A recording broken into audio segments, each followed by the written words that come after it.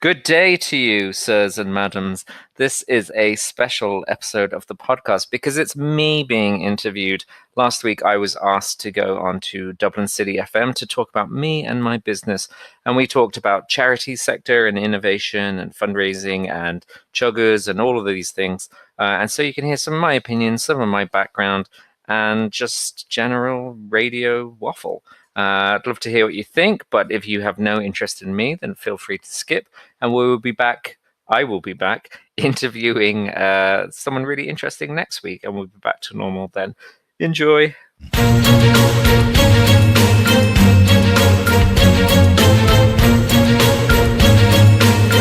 afternoon, and welcome to You and Your Business with me, Alec Drew, on 103.2 Dublin City FM.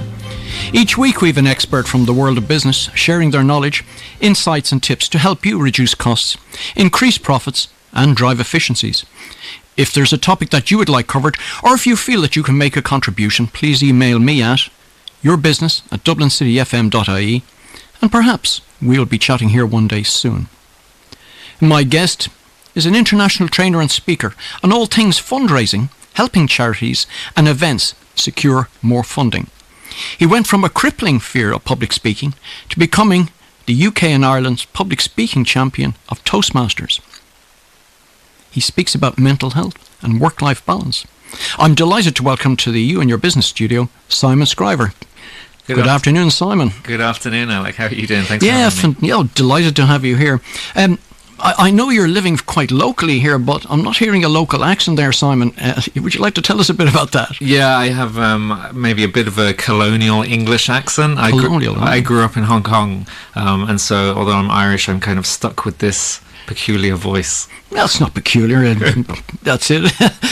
No, it's quite interesting. Hong Kong, that's an interesting place. It was. I know you're not that old, but was that while it was still under the reign of the British and... Yeah. So I moved out there for my dad's job long before it was handed back to the Chinese, and I did almost all of my school out there. And then we left just before 97. So 97 was when the British handed it back to the Chinese. Oh, fantastic. That must have been a very interesting experience, a child growing up there. I mean, that would have taken you probably nearly towards the end of your schooling. Yeah, I mean, I loved it. It was great. It was very hard to leave. I mean, we used to come back to Ireland every summer, and so I still had the connection to the Irish roots there. But I loved Hong Kong. I loved being in an international school with, a huge mix of people from all over the world.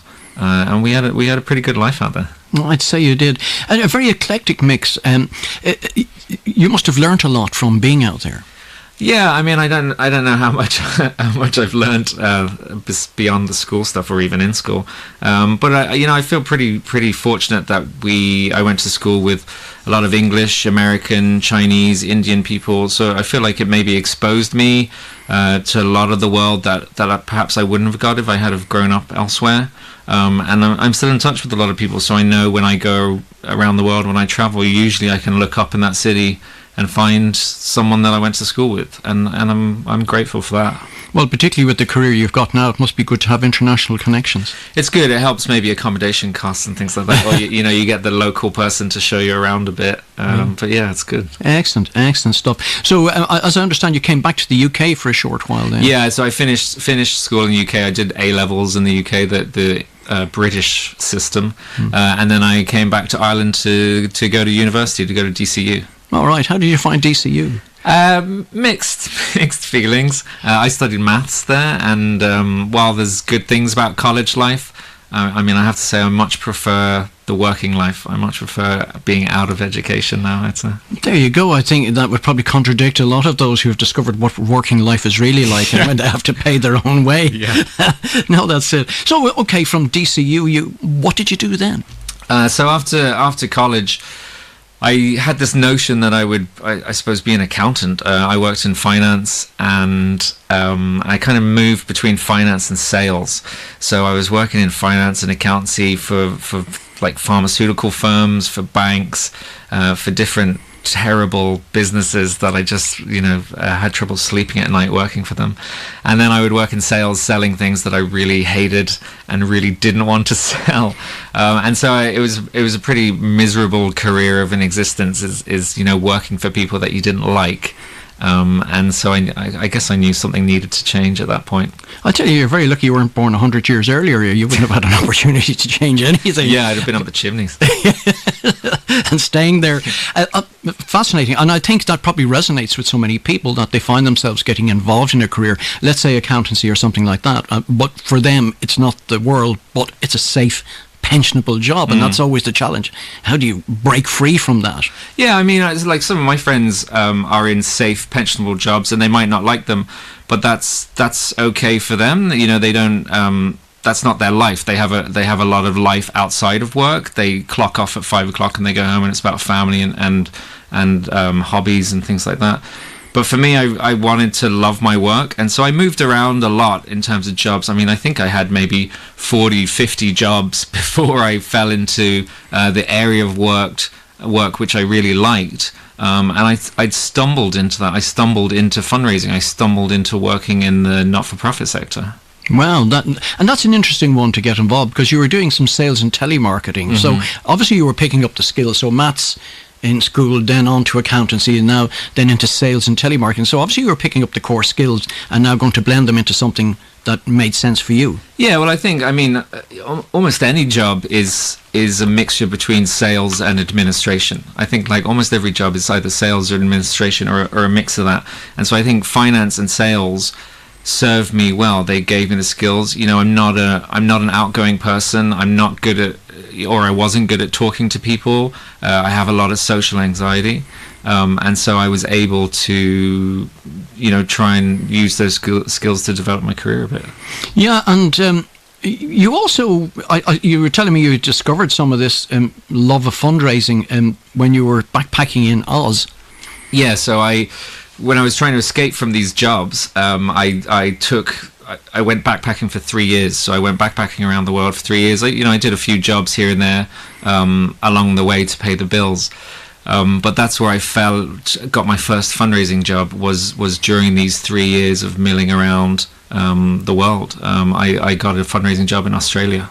Wow. Can you talk about that in any way? Or? Yeah, I mean, the job was those guys who stand on the street fundraisers who stop people and try and sign them up for charity. And, you know, a lot of people have very strong opinions on those people.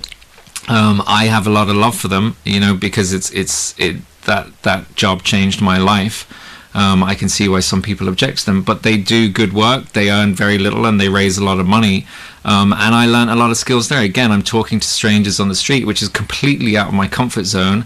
And I'm selling charity. I'm selling something intangible. And so for me, it was one of the hardest, worst jobs I've ever done. But it was one of the best, most life-changing jobs because of the skills it gave me, because of the opportunities it opened up, because of the course it set my life on. It's amazing where we find self-fulfillment in the strangest of places. Standing on street corners in Melbourne doing two things you probably hate, but... Yeah, I mean, it's not what I dreamed about when I was a little kid. But it was good for you. You know, I think everyone can do well to have a bit of sales experience. You know, you might hate it, but you know, we're always selling ourselves. We're always selling our business. In every area of your life, there's an element of sales, and so if you have a few of those skills to talk to people and to sell, you can make a success of it. It just shows you, I think, the lesson learned out of that is sometimes you have to be taken out of your comfort zone just to experience life, and that may lead you to a path to true fulfillment. Absolutely. I mean, I met a guy who became a good friend of mine when I was backpacking, and he had this phrase he said to me, which was, you have to put yourself out there so good things can happen. And, you know, he said that to me, God, you know, 20 years ago, or nearly 20 years ago, and that was life-changing for me. Put yourself out there so good things can happen. And it's true. People don't knock on your door and offer you opportunity. People don't buy your thing unless you talk to them. But the more you put yourself out there, the more amazing people you meet, the more opportunities you get, and the more successful you become. And that's become a mantra in business and in my personal life is, it's not comfortable, but if I put myself out there, good things happen to me. Yeah, fantastic. All right, so we're just on the street corners of Melbourne, finding ourselves. What next? Well, then I came back. I travelled back through. I was still travelling, and I think I had kind of assumed I would always travel. My dad got sick, so my dad got very sick at the time, and so I ended up kind of I suppose, being a bit tied to that. I ended up back in Dublin and settled down there because I met someone and had a son, a beautiful son whose birthday is this week. And I continued my fundraising career here. I found a fundraising agency, and I just said, I want to work for you, and they hired me into their offices. And that continued my fundraising career, trying to learn the skills, trying to build my experience and meet more people and work up the ladder of fundraising. Right, if you're just joining us, you're listening to me, Alec Drew, on 103.2 Dublin City FM, where my studio guest is Simon Scriver, sharing his knowledge on all things fundraising for charity and events. What's the website, Simon, just for our listeners? So my website, changefundraising.com. Changefundraising.com, fantastic. So, in terms of getting involved in that charity, was there any particular area of charity that... Yeah, so it was an agency that worked with a lot of different charities, and that's kind of where my career has stayed, although I've worked in-house for a couple of non-profits. Mainly I've stayed on the agency side where charities come to us, and now as a self-employed person, as an individual, people come to me and people came to that agency to get help with fundraising. So either to do areas of fundraising for them or to learn how to be a better fundraiser. Because what you have to realize is charities are founded by people who care very passionately about a cause. They want to make the world better. They want to have an impact on something that's personally affected them. They don't care about sales. They don't care about marketing. Right. They don't care about fundraising. That stuff gets in the way. And I suppose where my role has been in my career is to pick up a bit of the slack of that and show them that fundraising isn't a terribly scary thing. It can actually be quite simple and quite easy, and take these people who care very passionately about a cause and teach them how to sell it. Yeah. I think people tend to forget that fundraising is a business. And it's not a kind of highly profitable business in the sense of people taking a lot of money out of the organisation, but it requires all of the skills that any other business needs. Absolutely, and we have a very, I suppose, uncomfortable relationship with non-profits because we expect them to be professional. We expect them to, spend money on good governance, to be accountable for all of their money, and at the same time, we have, on the flip side of it, we have this notion that charities, no one should be earning a wage in it, and no one should be a business person in it. And so we have to get that right. I mean, everyone I work with, all my clients, they care very passionately about the work they do, but at the same time, they need to present that work in a professional manner and communicate with people, treat their donors, treat their supporters professionally so that they continue to fund their work. You're right. You've sort of identified it there. It is a strange thing in business. If you were to take that into sort of the retail, environment, I'm buying a chair, why should I be worried about what profit you're making on the chair? But I do understand you have to put it in a shop. You have to pay for the shop. You have to pay for all the ancillaries and staff and that around it. Charities are no different. They have to do all of the business things. Absolutely. They're competing with, they're competing for your money with alcohol companies and with shops and holidays, so they need to attract people the way they do. I remember a few years ago there was a big, people questioning why Oxfam had a shop on Grafton Street and how they could afford it. But no one was questioning why Brown Thomas had a shop there. Yes. They have a shop because there's a lot of footfall, because they can bring in a lot of money, and they can, make profit where that profit actually goes to help some of the most needing people in the world. Yeah, and that's an interesting thought around that. We do see these charity shops around.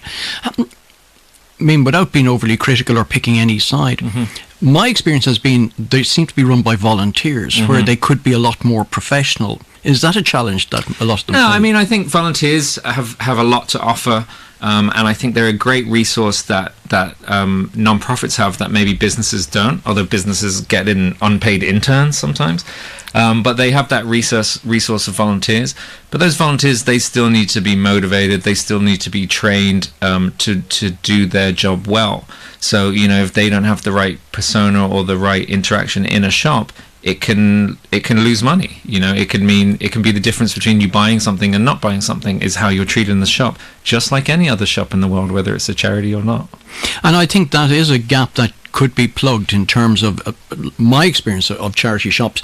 There are people with the best will in the world, the nicest people, but you can see they have not been trained in the art of selling and Yeah, and I think that's in every area of fundraising, and that's a lot of the work I do. If you call up a charity, if you email a charity, if you write to them, what's the experience that you're getting there? And are you being neglected? Is your email being ignored? Are you getting the right answers back? Are you being treated well when you walk into a shop? And so a lot of it is just not necessarily professionalizing it, but giving them the tools to treat their supporters well. In the same way that a shop trains its staff to look after its customers, a non-profit needs to do the same thing to look after its supporters. Yeah, certainly the modern business world, we've become less tolerant of poor service and of things that don't meet our expectations. Mm-hmm. And yet, we, on the other side of it, we're nearly giving out that money might be spent to match our expectations by having professional people just because it's in the charitable sector. Yeah, it is strangely contradictory, and I know a lot of the charity sector gets frustrated with it. The expectations that are put on them of how they should be run and how professional they should be run, and yet those same people have the expectations that you should only have volunteers, and that you shouldn't pay people, and that you shouldn't invest in marketing or fundraising. I mean, companies invest in marketing because it works. It Yes. brings in more customers. So, charities follow the same principle. If you invest in marketing and fundraising, you bring in more money, which helps you help more people. Yes, and I mean, there's a lot of people in that space fighting for your money.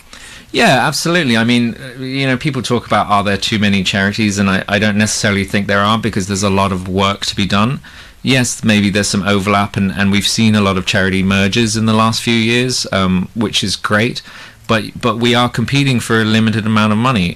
There is money out there, but yourself, you choose to buy some ridiculous stuff on the internet, or you choose to go out and you choose to go on a holiday and upgrade your hotel room, or do you choose to pump money back into your community to help some of the most vulnerable, or help implement some of these services? And it's difficult, and until we kind of figure out taxation and how to actually redistribute the wealth a bit better, charities have that role to try and pick up the slack. It must be a challenge in the sort of modern world now that people are not carrying cash with them, so you're sort of bucket shakers out on the street, mm-hmm. which it seems to rile a lot of people. But yeah. How is that affecting, how people are transacting their business? Yeah, I think, obviously digital and online fundraising has made a big change and shifted the way people give. But sometimes it's kind of surprising. I mean, the statistics for how much money is being donated online, at the moment it's only 7%. 7% of the non-profit sector comes in online, and the rest of that is still offline. So people are still donating by checks and cash, and maybe we're not quite as advanced as we think. But at the same time, yeah, we have to adapt with the times. We have to have those buckets that accept contactless payments. We have to be able to work with wherever our potential donors are.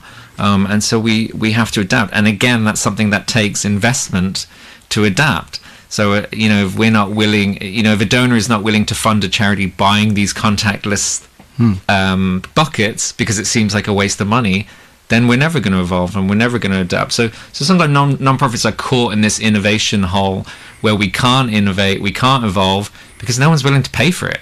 Yes. We want our money to go directly to the cause. We don't want to be wasting money on innovation, and then that sort of overtakes the charity, and they can't evolve. I suppose this is about being more agile then as a charity, and possibly finding a sponsor who would provide that sort of technology for them. Yeah, well, you see a few of the tech companies coming in and trying to support that because they have the expertise and they have the knowledge to do that. But at the same time, unfortunately, tech companies and a lot of companies are not very generous at all and not very supportive of it. Really? Yeah, they like to be loud about it and they like to tell you they're giving away a lot. But, you look at some of the profits in multinationals, especially in Ireland, who for some reason, they have set up their offices here for whatever reason. When you compare what they're putting back into the community versus the profit they're making, sometimes it's a bit disappointing. But at the same time, there are good people, and you see the Bill Gates of the world who are pumping a lot of money back into the non-profit sector to develop these things. And it'll come. It's just, it's a lot of work to be done. There's a lot of a lot of change to be made. Yeah, I'm not going to get into the whole taxation system here. Sorry.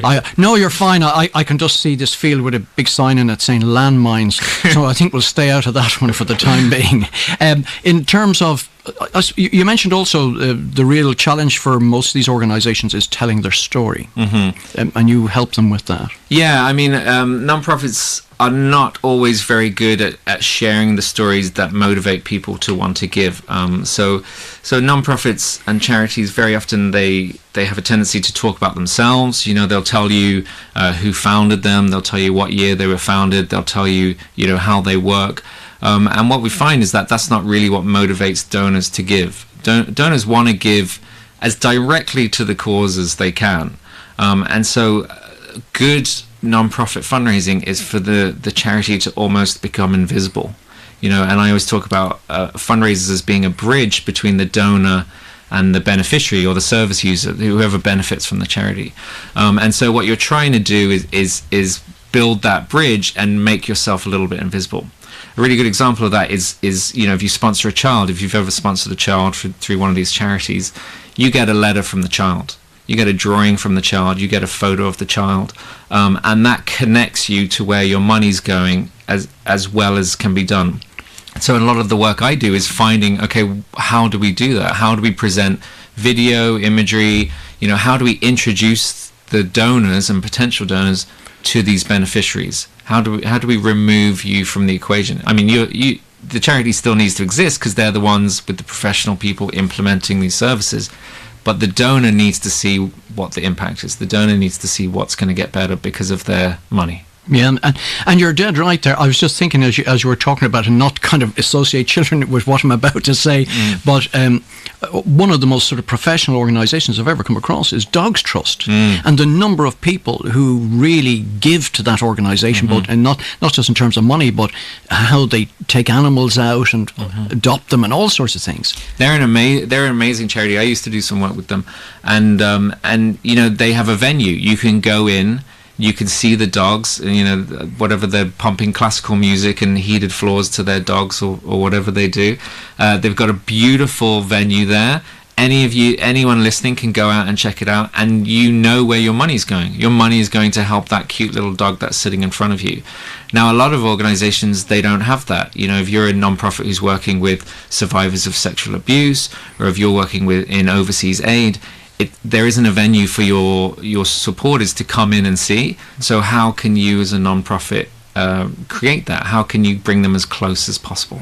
That's actually a very, very good question to ask, and that's where you bridge the gap. That's quite interesting. If you're just joining us now, you're listening to me, Alec Drew, on 103.2 Dublin City FM, where my studio guest is Simon Scriver, sharing his knowledge on all things fundraising for charities and events. And the website again, Simon, is changefundraising.com. changefundraising.com. You also raise money for events. Tell me a bit about that. Yeah, so part of it as well is events, people setting up street events, people doing touristy events around the country, around Ireland and in other countries.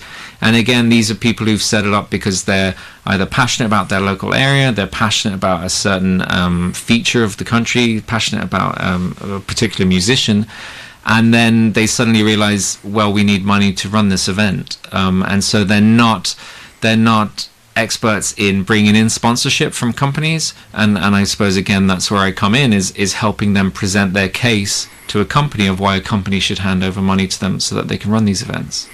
That's quite an interesting. So I mean, what you've really identified here is that there's a niche market. There's a niche market for your particular skill set. Well, I hope so. Yeah, well. You have, although you tend to operate on your own. You like that space. Yeah. So I mean, my career has evolved over time, and I suppose a few years ago or several years ago, I started making moves towards working completely independently. And I guess I had enough of working in offices and working with staff and managing staff. And so a couple of years ago, I went out on my own. So I'm an independent consultant, but people hire me, and so I'll go in for a couple of days, or I'll go in for a day a month, or I'll go and speak at a conference and help these organizations do what they do. I mean, I love my job, and it seems to be working. People hire me, people pay me to come travel around the world and speak to them and teach them how to fundraise. And yeah, I suppose job-wise, I'm happier than I've ever been. Fantastic. Well, you're doing something that we should all be aspiring to do. Well, I'm lucky I do it as well, but find something you love doing and monetize it in some way, and you know, to have the life that you want. We don't all have to be on yachts and doing things. We just all we want is a nice life. Just you're talking about traveling the world and speaking. I get back to my intro where you were sort of this morbid fear of speaking to people, and now you're thrown up on stage and you have to do it. Yeah, I mean, I like that morbid fear.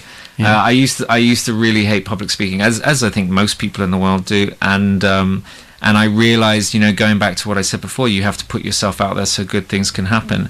I could see that in business, that the people who were most successful weren't necessarily the smartest, or weren't necessarily the best, but they were the loudest, and the people who were willing to stand up in front of a room and speak.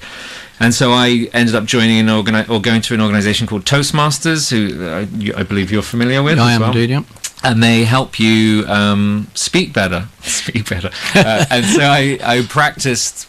I put a lot of time and a lot of work into trying to overcome my fear of public speaking. I still have a fear of public speaking. I still, you know, have that social anxiety and feel very insecure in myself. But I started speaking more and more in front of groups, and it started working for me. And I started getting invited to speak in more places, started getting paid more to speak. And then I entered this Toastmasters competition that they run worldwide every year, where you deliver a speech, and you can see the speech on my website. But you deliver a speech, and you go through these series of rounds in a competition, and I got through to the last 90 in the world, where I competed in Washington, D.C., delivering my speech. Well done, well done. As a person who comes from the world of professional speaking, all I can say, one piece of advice, and to anybody else out there, is if you're not fearful of getting up on stage, give it up, because it means you don't care anymore. Yeah. But listen, you've done a fantastic job. And I suppose, really, I can't believe that clock has just moved on so quickly there. What a great interview. I just totally love that. So, okay, that's all we've time for today. A special thanks to our guest, Simon Scriver, for coming into the You and Your Business studio today. If you want to know more about Simon, go to changefundraising.com and make contact with him. The professionalisation of fundraising, I think, is a fantastic and very heartfelt job to be doing, and you seem to be really there and enjoying it. Thanks also to our engineer George, and don't forget you can join me by emailing your business at dublincityfm.ie with your comments and suggestions. The podcast of today's show will be available on dublincityfm.ie from tomorrow. Thank you for your company, and please remember to join me, Alec Drew, again next week at the same time, 12:30, right here on 103.2 Dublin City FM, for another edition of You and Your Business.